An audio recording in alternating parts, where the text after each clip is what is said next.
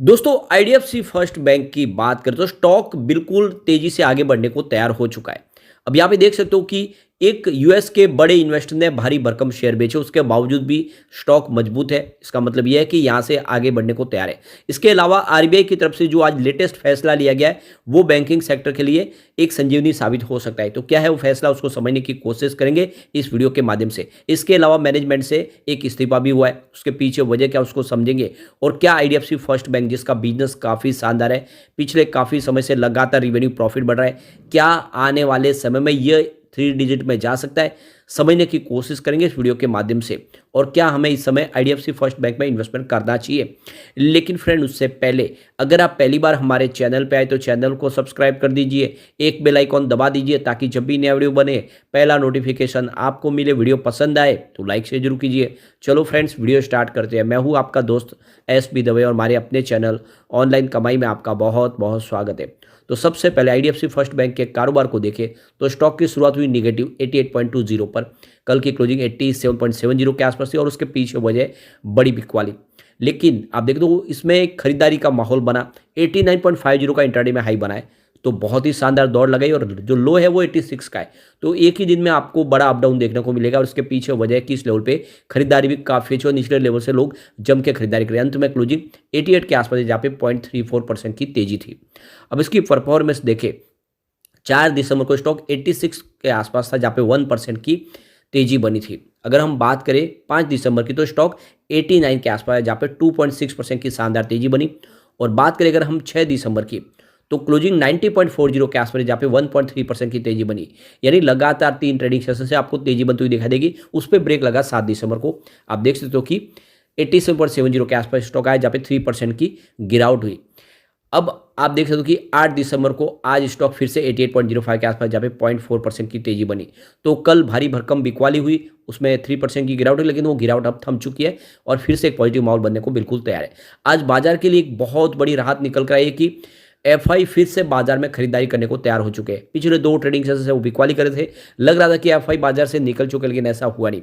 आज एफआई ने 19,329 करोड़ का नया इन्वेस्टमेंट किया, सामने 15,696 करोड़ की उन्होंने बिकवाली की है। तो उनकी जो खरीदारी का आंकड़ा है वो 3,632 करोड़ पॉजिटिव है। और इस महीने में एफआई ने 10,874 करोड़ का नया इन्वेस्टमेंट कर लिया। ये बाजार के लिए काफ़ी अच्छी खबर है। दूसरी तरफ डीआई की तरफ से आज कुछ बिकवाली हुई है, उन्होंने प्रॉफिट बुकिंग की है। तो आज 9,533 करोड़ का उन्होंने नया इन्वेस्टमेंट किया, सामने 9,967 करोड़ की बिकवाली कर दी। तो उनकी जो बिकवाली का आंकड़ा है वो 434 करोड़ निगेटिव है। तो फिलहाल अब थोड़े प्रॉफिट के मोड में है हमारे बड़े फंड हाउस, क्योंकि काफ़ी ज़्यादा उन्होंने खरीदारी कर ली पिछले कई महीनों से। अब वो यहाँ पे थोड़ी सी बिकवाली कर रहे हैं। अब आप देख ही सकते हो कि जो बड़ा इन्वेस्टर ग्रुप है, देखिए वारबर्ग पिनकस, इन्होंने 1.3% की अपनी स्टेक बेची है आईडीएफसी फर्स्ट बैंक में, यानी ब्लॉक डील के माध्यम से करीब 790 करोड़ के शेयर बेचे।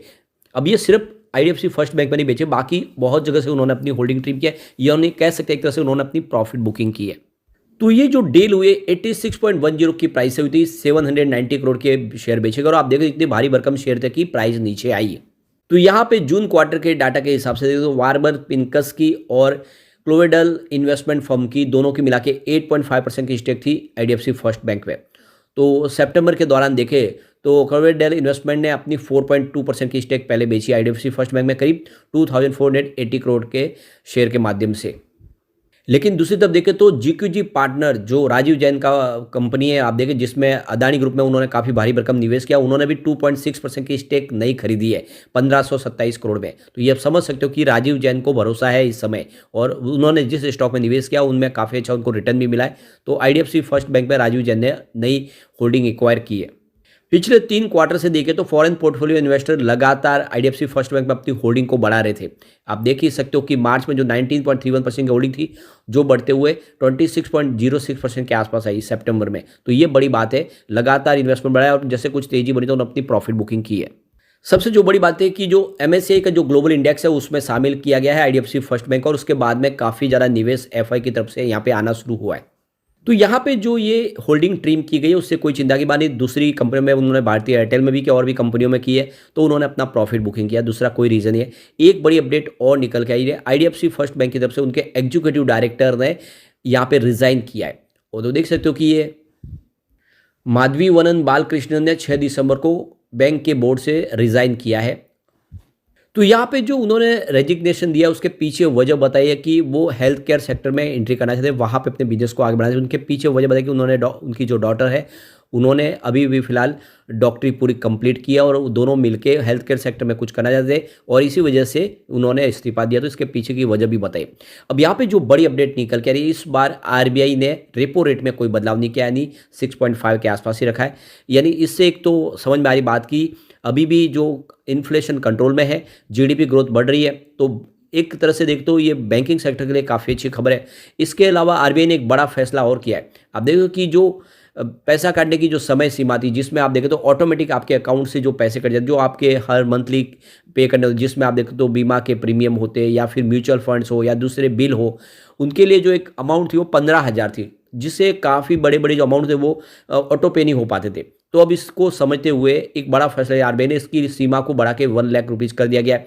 तो ऐसे में अब देखें तो काफ़ी बड़े जो बीमा के प्रीमियम वो भी ऑटो पे हो जाएंगे, यानी ऑटोमेटिकली वो आपके पेमेंट आपके खाते से कट जाएंगे। और इस फैसले से देखें तो बिजनेस आपको बढ़ता हुआ दिख रहेगा बैंकों का भी, क्योंकि काफ़ी समय जो लोग हैं जो ऐसे वो ड्यू हो जाते हैं और फिर बाद में भुगतान नहीं हो पाता, उनकी पॉलिसियाँ भी बंद हो जाती थी। लेकिन अब ऐसा होगा नहीं, ऑटो पे मोड पे होगा तो वो ऑटोमेटिक उसमें से वो आपका जो भी प्रीमियम है वो कट जाएगा। तो ये म्यूचुअल फंड्स के लिए, बीमा के लिए ये काफ़ी शानदार जो फैसला लिया गया है, जो लोगों के लिए तो फायदेमंद है, लेकिन बैंकों के लिए भी उनका रिवेन्यू अर्न बढ़ेगा, उनका बिजनेस बढ़ता हुआ दिखाई देगा। ये काफ़ी अच्छा फैसला आरबीआई ने किया है। अब यहाँ पे अगर हम बात करें आईडीएफसी फर्स्ट बैंक के बिजनेस की, तो वो लगातार बढ़ी रहा है। सितंबर 2022 में जहाँ पे 6,531 करोड़ के आसपास था, जो सितंबर 2023 में बढ़ के 8,766 करोड़ तक पहुँच गया। काफ़ी शानदार तरीके से बढ़ा है। बात करें प्रॉफिट की तो उसमें भी शानदार वृद्धि हुई है। सितंबर 2022 में 567 करोड़ के आसपास प्रॉफिट था, जो सितंबर 2023 में बढ़ के 747 करोड़ तक पहुँच गया। लगातार प्रॉफिट बढ़ रहा है। इसके अलावा नेटवर्थ भी बढ़ रहा है। 2019 में जहाँ पे 18,199 करोड़ के आसपास था, जो 2023 में बढ़ के 25,848 करोड़ तक पहुँच गया। यानी कह सकते हैं कि बिजनेस बिल्कुल पटरी पे है। और पिछले 5 साल के इसके अगर सेल्स और प्रॉफिट के आंकड़े देखें तो इस समय सबसे शानदार है। सेल्स 5 ईयर के हिसाब से 20% है, 3 ईयर के हिसाब से देखें तो आप 12% दिखा देगा। ईस्ट टीटीएम सीधा 37% है, यानी पिछले 5 साल में सेल्स सबसे शानदार है। प्रॉफिट ग्रोथ में भी वही बात है। 5 ईयर के हिसाब से 23% था, जो 3 ईयर के हिसाब से बढ़ के 42% हुआ, लेकिन ईस्ट टीटीएम 72% है। यानी प्रॉफिट और सेल्स के आंकड़े पिछले 5 साल में सबसे शानदार, जो इशारा करे कि ये स्टॉक आने वाले समय मल्टीबैगर बन सकता है। और यहाँ पे ऑलरेडी एफआईडीआई का जम के निवेश बढ़ रहा है। आप ये देख ही सकते हो कि यहाँ पे प्रमोटर की होल्डिंग 37.51% के आसपास है। एफआई का निवेश बढ़ा है, 24.48% होल्डिंग थी सितंबर में, जो अक्टूबर में 26.06% हुई है। डीआई का निवेश भी बढ़ा है, 5.5% होल्डिंग थी सितंबर में, जो 7.09% हुई है। गवर्नमेंट की होल्डिंग कुछ ट्रिम हुई है, 3.92% होल्डिंग थी सितंबर में, फिलहाल 3.73% हुई है। इसके अलावा जनरल पब्लिक की होल्डिंग भी ट्रिम हुई है, 26.66% होल्डिंग थी सितंबर में, फिलहाल 25.61% के आसपास आ गई है। तो कुल मिला के देख सकते हो कि ये शेयर होल्डिंग पैटर्न का इशारा है कि स्टॉक आने वाले समय बड़ा रिटर्न देने को तैयार है। और कम से कम इसको आप 5 साल दीजिए, यह 500 के टारगेट को आपको टच करता हुआ दिखाई देगा। हो सकता है उससे पहले भी कर ले, तो निवेश आपको करना चाहिए इस लेवल पे। लेकिन फ्रेंड, कोई भी इन्वेस्टमेंट करने से पहले अपने फाइनेंशियल एडवाइजर के बारे में ले ले या अपना खुद का रिसर्च करें, क्योंकि मैंने वीडियो आपके एजुकेशनल पर्पज के लिए ही बनाया। वीडियो पसंद आए तो लाइक से जरूर कीजिए और चैनल को सब्सक्राइब कर दीजिए। Thank you friend.